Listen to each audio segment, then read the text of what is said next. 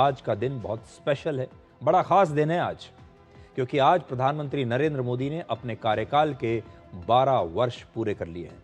वर्ष 2014 में आज ही के दिन यानी 26 मई को नरेंद्र मोदी ने भारत के प्रधानमंत्री पद की शपथ ली थी।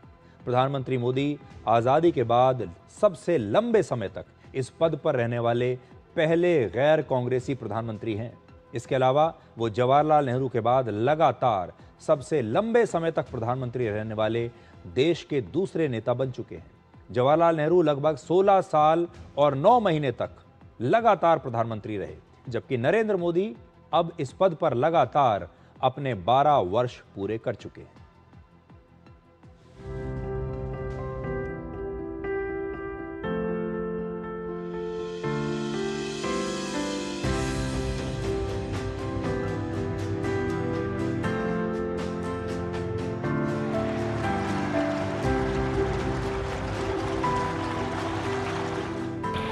मैं नरेंद्र दामोदर दास मोदी ईश्वर की शपथ लेता हूं कि जो विषय संघ के प्रधानमंत्री के रूप में मेरे विचार के लिए लाया जाएगा,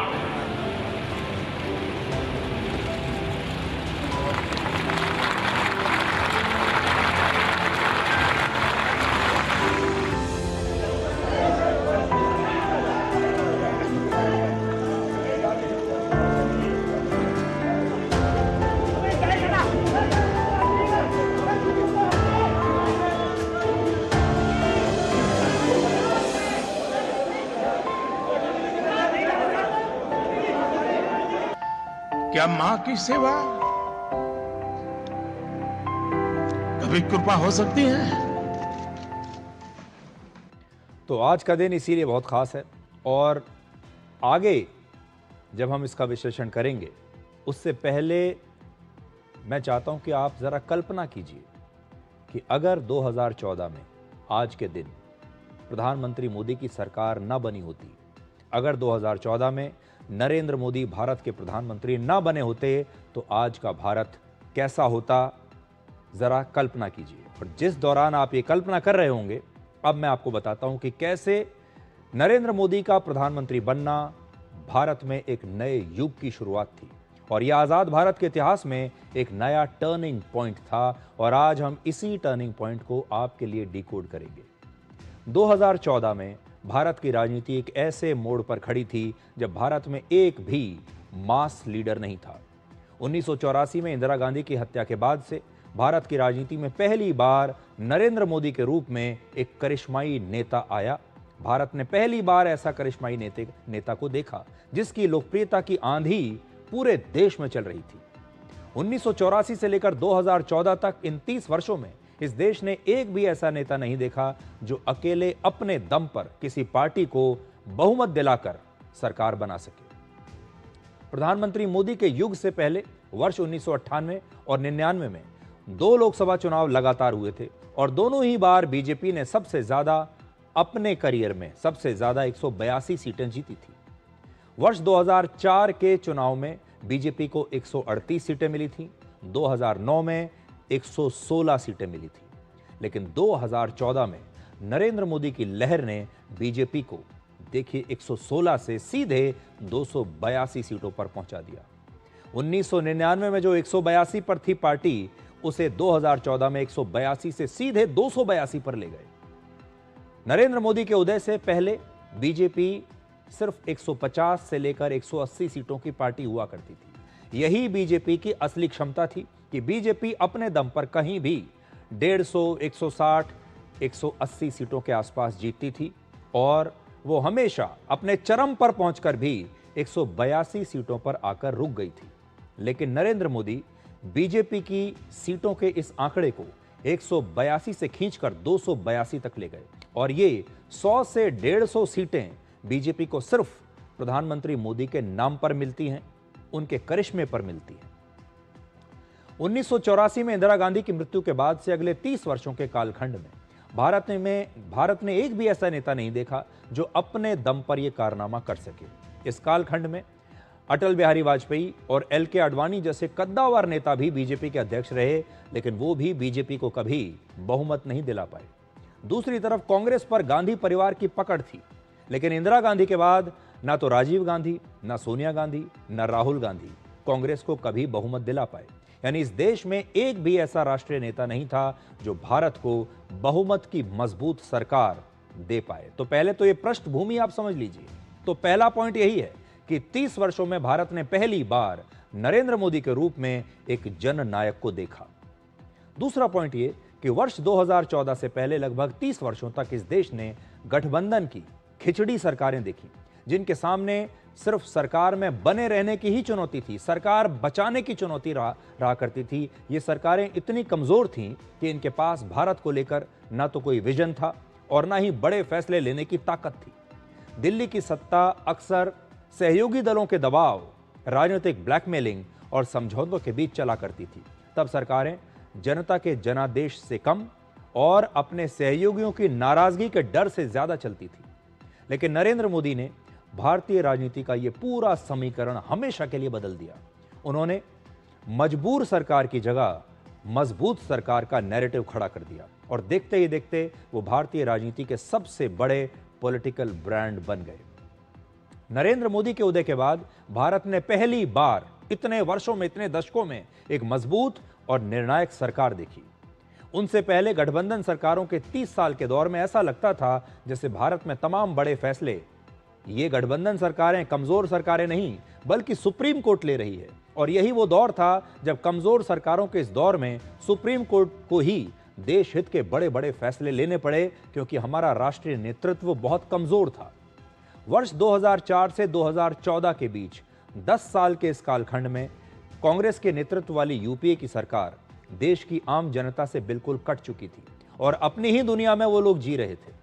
और जब देश की जनता ने नरेंद्र मोदी के रूप में एक ऐसे नेता को देखा जो ना तो किसी बड़े राजनीतिक खानदान में पैदा हुआ और जो लड़का बचपन में चाय बेचते हुए गरीबी से संघर्ष करते करते यहां तक आया, तो जनता को इस नेता में एक अपनापन नजर आया।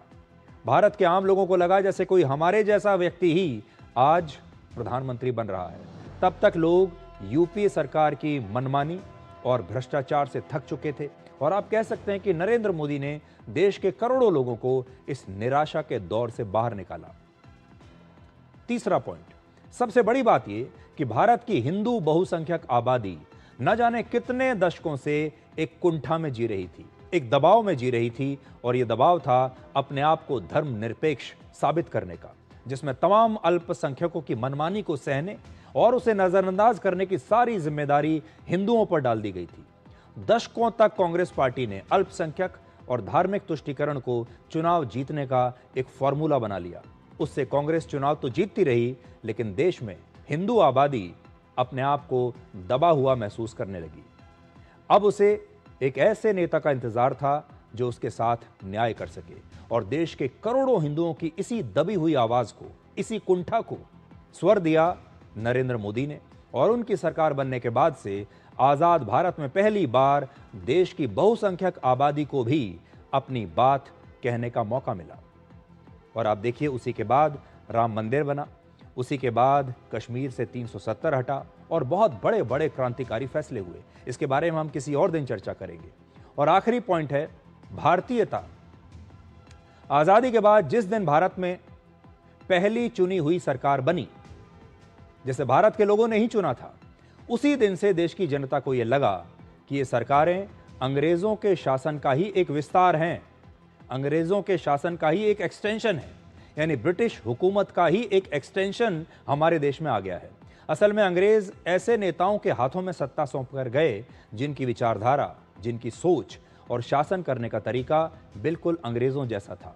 इसलिए 67 वर्षों तक इस देश में चाहे शिक्षा व्यवस्था हो, चाहे प्रशासनिक व्यवस्था हो, विदेश नीति हो, रक्षा नीति हो, चाहे शहरों, सड़कों, अस्पतालों और क्लब्स के नाम रखने हों, सब कुछ अंग्रेजी सभ्यता और अंग्रेजी शासन से ही प्रभावित था।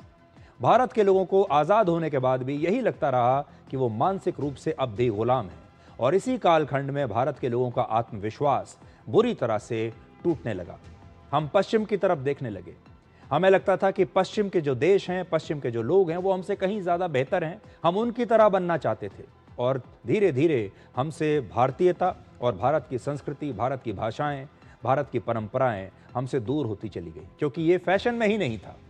लेकिन जब 2014 में नरेंद्र मोदी की सरकार आई तो उसने पहली बार भारत के लोगों को अपनी संस्कृति, अपनी सभ्यता, अपनी पहचान, अपनी भाषा पर गर्व करना सिखाया। यह भारत के प्रशासनिक और सामाजिक चरित्र में एक बहुत बड़ा बदलाव था। प्रधानमंत्री मोदी के इन 12 वर्षों का विश्लेषण हम लगातार और हर रोज आगे करते रहेंगे, लेकिन आज खास तौर पर हम आपको सिर्फ ये बताना चाहते थे कि मोदी युग की शुरुआत कैसे हुई, किन हालात में हुई और कैसे प्रधानमंत्री मोदी ने करोड़ों भारतीयों को निराशा और कुंठा के इस दौर से बाहर निकाला। बस वो एक जननायक का इंतजार कर रहे थे। वो जननायक आया 2014 में और देखिए भारत इन 12 वर्षों में कितना बदल चुका है। वर्ष 2014 से लेकर 2026 के कालखंड में भारत ने ऐसा बहुत कुछ हासिल किया जिसकी पहले हमने कभी कल्पना भी नहीं की थी। उसका विश्लेषण हम डिकोड के अगले एपिसोड्स में आपके लिए करेंगे, लेकिन आज मैं आपको फिर उसी सवाल के साथ छोड़कर जा रहा हूं और वो ये है कि जरा कल्पना कीजिए कि अगर 2014 में प्रधानमंत्री मोदी की सरकार ना आई होती तो आज का भारत कैसा होता। तो क्या आपको आज ये नया भारत देखने को मिलता? आपका जीवन कैसा होता? हमारी जो तमाम प्रशासनिक व्यवस्थाएं हैं, हमारी राजनीतिक व्यवस्थाएं हैं, क्या होती? क्या राम मंदिर बनता? क्या कश्मीर से 370 हटता? क्या यूनिफॉर्म सिविल कोड लागू हो पाता? क्या घुसपैठियों को हम दोबारा से बाहर निकाल पाते? और बहुत सारी चीजें, क्या ये सब हो पाता? आज जरा आप सोचिएगा।